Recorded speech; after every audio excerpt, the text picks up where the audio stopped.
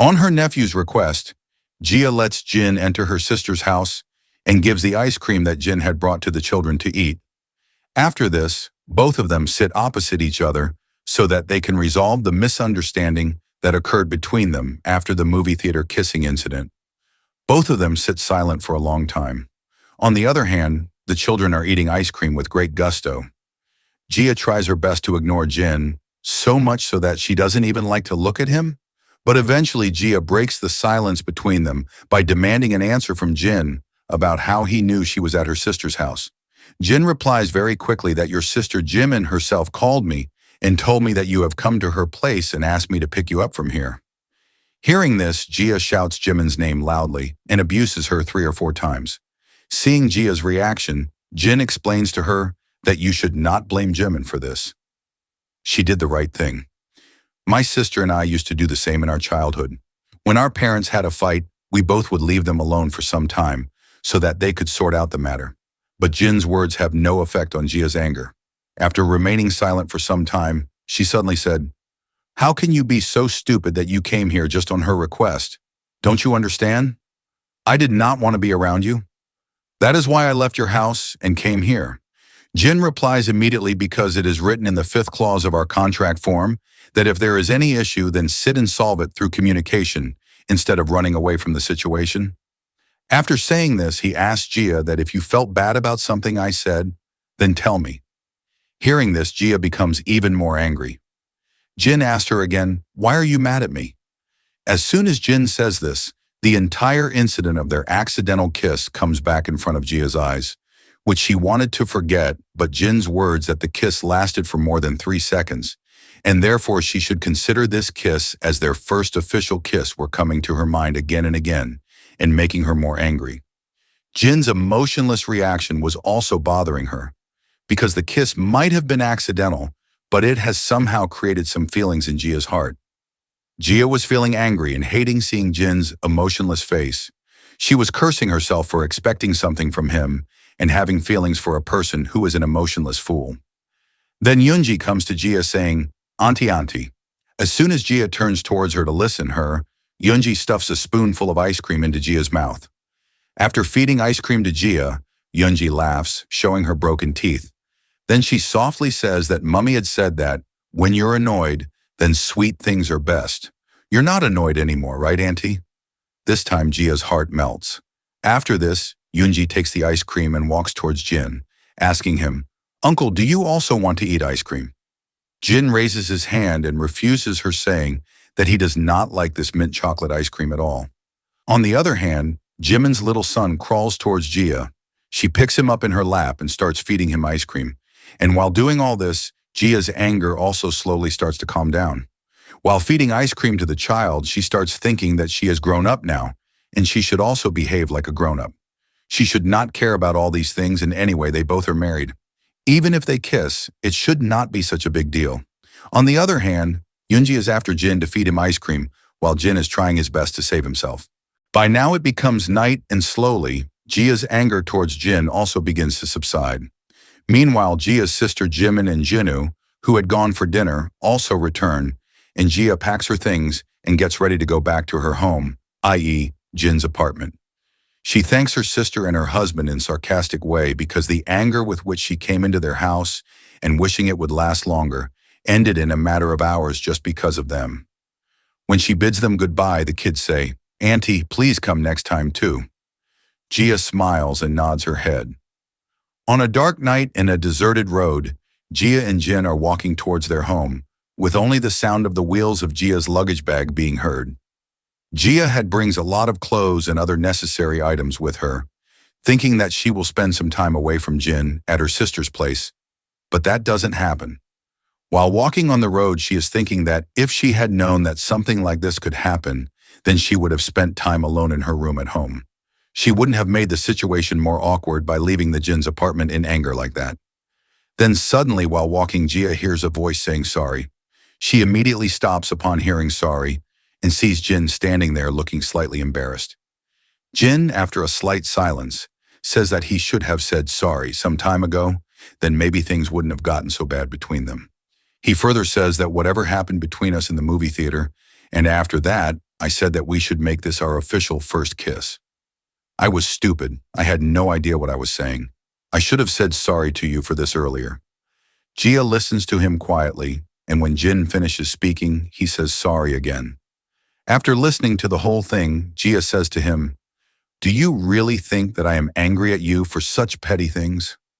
On the other hand, she herself knew that she was angry at Jin for all these things. But she says this to make herself look better than him. She fakes anger and tells Jin, "You're just apologizing because you think that's what I want to hear, right?" She further added, "Even when we were young, you would apologize whenever something bad happened. I guess you still haven't given up your habit." While Jin tries to explain himself by saying, "I mean it because I'm really sorry." After this, Gia says, "Whatever it is, you have made a mistake, so you must be punished." Hearing this, Jin's face turns pale. Gia reminds Jin that a good flick on the forehead is needed in a situation like this. Blowing into her hands, Gia tells him to come here and get ready to get a flick on the forehead. Jin holds his forehead and asks Gia, "Are you really going to do this? Do you know how much your flick hurts?" Hearing this, Gia clenches her fist and says, "Well, if you don't want to take a flick, then how about a punch?" Hearing this, Jin silently moves his forehead towards Gia. Seeing Jin like this, she says, "Before I hit you on the forehead, I want to tell you why I was angry at you." She tells him that they spent hours discussing or making up stories about how they should tell people how their first kiss happened. And then there was the kissing incident happened between them in the movie theater, which she doesn't like at all and doesn't even want this kind of kiss to be remembered as their first kiss. She further says that she wants to change this memory of hers. She then lovingly holds Jin's face in her hands, pulls him towards her, and kisses his forehead with her juicy lips. After this, the whole atmosphere becomes loving and sweet. Jin is unable to understand Gia's this act at all. He is stunned and just keeps looking at her in surprise. Gia, on the other hand, confidently points at Jin and says, "From now on, this is our first kiss, Jin Minchul." The next morning, like an honest friend, Jin shares everything with his childhood and office best friend Sam. After listening to everything, Sam says that the story you told us on the night of the housewarming party about your first kiss was a lie. Last night you had your first kiss with your wife, and that too while returning from your in-laws' house. Jin nodded yes. Sam added that, but now everyone on the team thinks your first kiss was in kindergarten when you were both 5. You're worried about how to tell everyone about it, aren't you? Jin again nods his head, accepting all these things. After this, Sam, who is a very calm person, suddenly shouts at Jin. He angrily yells at Jin, "Is this really something to worry about? I'm so tired after that night at your house, and you're coming to me for advice on something like that?"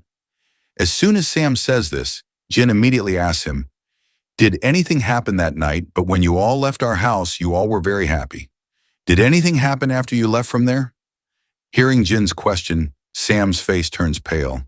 Sweat starts dripping from his face, and he replies to Jin with a fake smile that there is nothing to worry about. Nothing happened that night. While they're talking, Maria comes by to get some snacks from the vending machine. Both of them become absolutely silent after seeing her. She smiles at them while Sam turns his face away. Just as Jin raises his hand and is about to say hello to her, she immediately blushes and runs away. Jin is shocked to see all this, while Sam turns his face away from all this. Jin politely asks Sam if he did something wrong. Sam requests him to keep quiet for some time. Jin was surprised to see Sam's behavior like this. He could not understand why he was acting like that. As we all know that Sam is a very talkative boy who entertains everyone in the office. But is he really like that? Because his changed behavior shows something else. We have to go back a few years to know what Sam is really like, or if he was just pretending to be talkative in his office to hide some of his secrets. In his early days, Sam was a very shy and introverted boy who loved to stay at home. He was the 4th child of his parents. He had 3 elder sisters. Since he had 3 elder sisters, as he grew up, he gradually came to know from them what they expected from boys or how they wanted the guys to behave with them. So he gradually became a kind of expert in matters of girls. That's why he used to help his friends in dating and finding girlfriends since his school days. Sam's school friends often sought his advice on matters related to girls, and his advice always proved to be effective. During his school days itself, he became the god of dating by matching almost 20 couples. While he himself hasn't found a proper girlfriend yet, he was absolutely useless when it comes to dating. So for someone like Sam to suddenly get in physical relationship with his office boss, it was completely out of the box. When he realizes that he has crossed his limit with alcohol, he doesn't know how to react. He gets up in panic, sits up, drenched in sweat, and starts thinking about various bad things. The frightened Sam is further frightened when Maria slowly wakes up, looks at him, and says sweetly, "Sorry." Sam doesn't know how to react in such a situation, so he sits quietly. He was more stressed for this act because he knew Maria not only from his office time, but also from his college days. When Sam was in the first year of college, Maria was his super senior in his college. During this time, Maria ragged him several times and did the kind of things that seniors often do with their juniors during college days. For some of these reasons, Sam is disappointed after becoming intimate with Maria.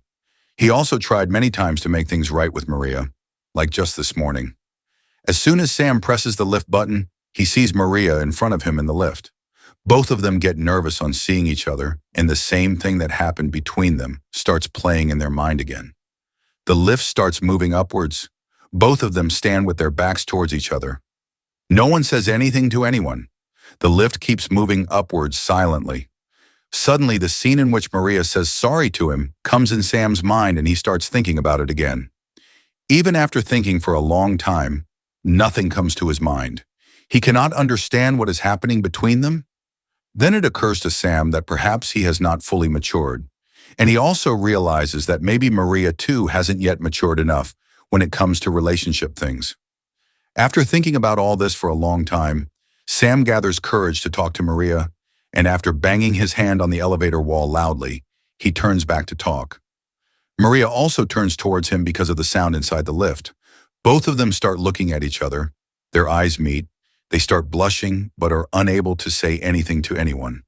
Both of them stand silently in front of each other for a long time. Their hearts start beating fast. Suddenly, Maria asks Sam like a child, "What happened? Is there any problem?" As if nothing had happened between them. Sam gets very angry with her reaction. He does not understand why she is behaving like this. As he opens his mouth to ask Maria something, the lift bell rings and a courier guy enters the lift. After this, both of them stand silently in the lift, frustrated and disappointed, turning their faces away from each other.